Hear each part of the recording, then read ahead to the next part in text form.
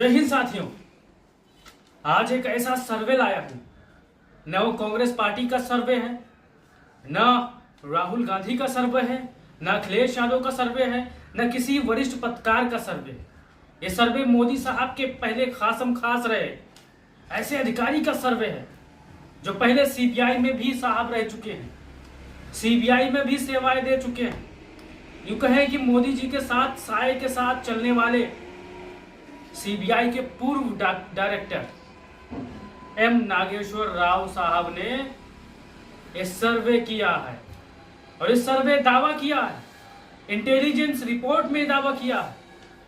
इसमें दावा किया गया है कि मोदी साहब 2024 का चुनाव हार जाएंगे, 230-240 के आसपास ही रहेंगे या 10% इससे नीचे भी जा सकता है, 10% ऊपर भी जा सकता है।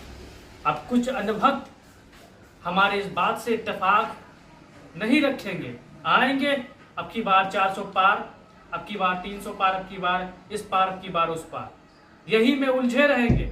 लेकिन मैं कहना चाहता हूं साथियों, आप पढ़े लिखे हो, बुद्धिजीवी हो, मालिक ने आपको दिमाग दिया है तो आप जाके गूगल कर लो और एम नागेश्वर राव साहब के बारे में जरा पता करने लेना। उनकी जीवनी मैं आपको पहले बता दूं, उससे पहले आप इस वीडियो पर पहली बार आए हैं, आप इंडिया वाले हो, हिंदुस्तान से मोहब्बत करते हो तो इस चैनल को सब्सक्राइब करके बेल आइकन को दबा लो ताकि हर अपडेट, चुनावी अपडेट आप सबको सबसे पहले मिले। तो चलिए जान लेते हैं। एम नागेश्वर राव साहब सीबीआई के पूर्व डायरेक्टर थे। राव साहब 1986 बैच के उड़ीसा से पुलिस सेवा में अधिकारी भी रहे, सीबीआई में संयुक्त निदेशक के रूप में काम भी कर चुके हैं।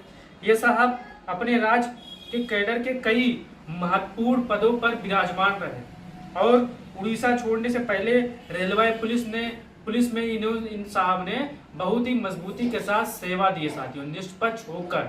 फिर सीबीआई में आलोक वास्थाना यानी पहले नंबर और दूसरे नंबर के बाद तीसरे नंबर पर एम नागेश्वर राव साहब थे। मोदी साहब के बहुत करीबी थे, बहुत पक्के मित्र थे। लेकिन इन्होंने साहब ने अपने सोशल मीडिया अकाउंट पर, ट्विटर अकाउंट पर, यहाँ पर आप देख सकते हैं, इन्होंने एक सर्वे पोस्ट किया है 543 लोकसभा क्षेत्रों का, यानी उत्तर प्रदेश हो, बिहार हो, बंगाल हो, जितने स्टेट आते हैं, चाहे वो केंद्र शासित प्रदेश हो, चाहे पूर्ण राज्य का दर्जा वाला प्रदेश हो, चाहे उत्तर प्रदेश का बड़ा बड़ा राज्य हो, सबके सर्वे यहाँ पर आप देख सकते हैं।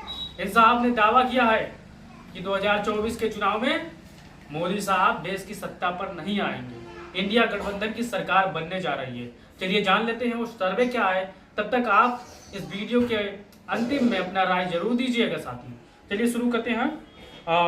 आंध्र प्रदेश में 25 सीटें हैं, 25 में से एक सीटें भारतीय जनता पार्टी पा रही है। ये साहब का सर्वे है, ओपिनियन पोल है इन साहब का, क्योंकि ये खुफिया विभाग में भी काम कर चुके हैं और इनका पकड़ बड़ा मजबूत है साथियों। आप जैसा जानते होंगे कि एक पुलिस अधिकारी अगर रहता है एक विभाग में या कोई भी अधिकारी हो तो जब वो रिटायर होता है तो उसमें उसके यार दोस्त परिचित सभी रहते हैं। ऐसे ही नागेश्वर राव साहब हैं, सीबीआई के पूर्व डायरेक्टर थे और उनके परिचित के लोग काफी बड़े बड़े विभाग में हैं, बड़े बड़े अधिकारी भी हैं। तो जो खुफिया विभाग की जानकारी होगी तो उनके पास तो ही आएगी साथियों। तो चलिए जानते हैं। अंडमान और निकोबार में एक सीट आती है, भारतीय जनता पार्टी ये नहीं पाती है। फिर आसाम की बात करें, आसाम में 14 सीटें आती हैं, 14 में से 6 सीटें भारतीय जनता पार्टी जीत रही है साथियों। फिर अरुणाचल प्रदेश में 2 आती हैं, 2 में से 1 सीटें भारतीय जनता पार्टी जीत रही है। बिहार में 48 आती है, जिनमें से भारतीय जनता पार्टी 10 सीटें जीत रही है। फिर चंडीगढ़ की बात करें, 1 सीट आती है, 1 भारतीय जनता पार्टी जीत रही है। छत्तीसगढ़ में 11 में से 7 सीटें भारतीय जनता पार्टी जीत रही है। दादर नगर हवेली में 2 सीटों में से 1 सीटें भारतीय जनता पार्टी जीत रही है। और दिल्ली में 7 में से 3 सीट भारतीय जनता पार्टी जीत रही है। गोवा में बात करें 2 में से 1 सीट जीत रही है। गुजरात में बात करें 26 में से 20 सीटें जीत रही हैं। हरियाणा की बात करें, हरियाणा में से 10 में से 6 सीटें भारतीय जनता पार्टी जीत रही है।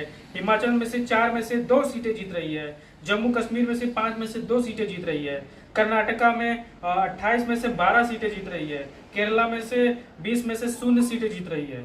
फिर लद्दाख में 1 में से 1 सीट जीत रही है। लक्षद्वीप में 1 में से 0 जीत रही है। मध्य प्रदेश में 29 में से 26 जीत रही है। महाराष्ट्र में 48 में से 10 जीते रही है। फिर मणिपुर में 2 में से 1 जीत रही है साथियों। फिर मेघालय में 2 में से 0, मिजोरम में से 1, मिजोरम की जो सीटें हैं 1 में से 0, नागालैंड है 1 में से 0। फिर उड़ीसा की बात करें 21 में से 9 सीटें यहाँ पर भारतीय जनता पार्टी जीत रही है। फिर पुडुचेरी की बात करें तो 1 में से 0 सीटें जीत रही है। पंजाब की बात करें 13 में से 2 सीटें जीत रही है। राजस्थान की बात करें 25 में से 20 सीट राजस्थान से जीत रही है भारतीय जनता पार्टी। सिक्किम की बात करें, सिक्किम में से 1 सीट में से 0 सीट जीत रही है भारतीय जनता पार्टी। तमिलनाडु की बात करें 39 में से 39 सीटें भारतीय जनता पार्टी हार रही है।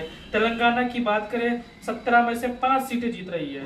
फिर त्रिपुरा की बात करें 2 में से 1 सीटें जीत रही है। उत्तराखंड की बात करें तो 5 में से 3 सीटें जीत रही है। उत्तर प्रदेश की बात करें 50 में से 80 में से 50 सीटें भारतीय जनता पार्टी जीत रही है। वेस्ट बंगाल की बात करें 42 में से 20 भारतीय जनता पार्टी जीत रही है। और टोटल मैं आपको करूं 543 सीटों का ये सर्वे है, ये ओपिनियन पोल है उनका, जो कि भारतीय जनता पार्टी कुल टोटल 227 सीटें ही हासिल कर रही है। और इसमें इस सर्वे में कहा गया है कि India intelligence innovative forest on BJP performance Lok Sabha election 2024 and overall मतलब 10% नीचे भी जा सकती है, 10% ऊपर भी जा सकती है, ये अनुमान लगाया गया है खुफिया विभाग द्वारा। ये सर्वे साहब ने पोस्ट किया है, आप इनके ट्विटर अकाउंट पर जाकर चेक कर सकते हैं। तो भारतीय जनता पार्टी 227 सीट लगभग पाती हुई नजर आ रही है नागेश्वर राव साहब के ओपिनियन पोल में।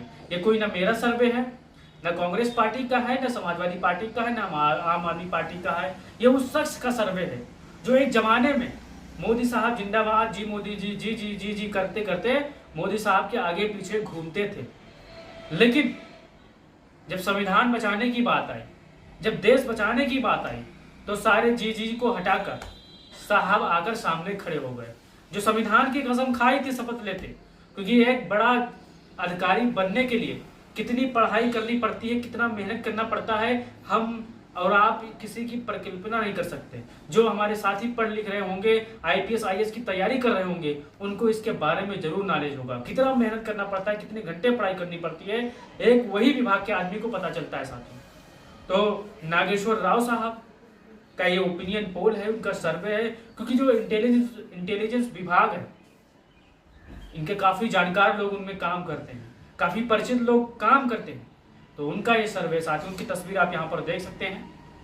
और ये जो खुफिया सर्वे है, ये कोई न सट्टा बाजार का सर्वे है, न किसी टीवी चैनल का सर्वे है, ये मोदी साहब के पहले परम मित्र रहे साहब का सर्वे है। तो आप इस सर्वे से इत्तेफाक रखते हो, आप महंगाई बेरोजगारी से परेशान हो, आपका भाई परीक्षा के लिए देता है, पेपर लीक हो जाता है, उससे परेशान हो, तो आप इस सर्वे को सही कर सकते हो। आप इस सर्वे के बारे में अपनी राय दे सकते हो। अगर आप मोदी भक्त होंगे तो जो नागेश्वर राव साहब है, आप इनको छूट लगेगा, क्योंकि ये आप अनुभक्त ये कहेंगे ये सब फर्जी है, ये पहले मोदी साहब के थे लेकिन अब नहीं है, अब कांग्रेस के पास थे। लेकिन साथियों, आप जाकर इनका हैंडल चेक करेंगे तो इन्होंने मोदी साहब की नीतियों का विरोध पहले भी करते थे, डायरेक्टर बनने के बाद तो चुप रहे, लेकिन फिर भी करने लगी साथियों। यानी आलोचना सरकार की हमेशा करते आए हैं, चाहे मनमोहन सरकार थी, चाहे जिसकी सरकार थी। तो आप जितने भी भाई बहन इस वीडियो पर पहली बार आए हैं, वो अपनी राय जरूर देंगे। और नागेश्वर राव के बारे में जो इनका सर्वे है, ओपिनियन पोल है, इंटेलिजेंस खुफिया विभाग का ये सर्वे है, उन पर अपनी राय जरूर देंगे। और देश में कौन प्रधानमंत्री बनेगा उसके बारे में भी बताइएगा। जय हिंद, जय भारत, जय समाजवाद।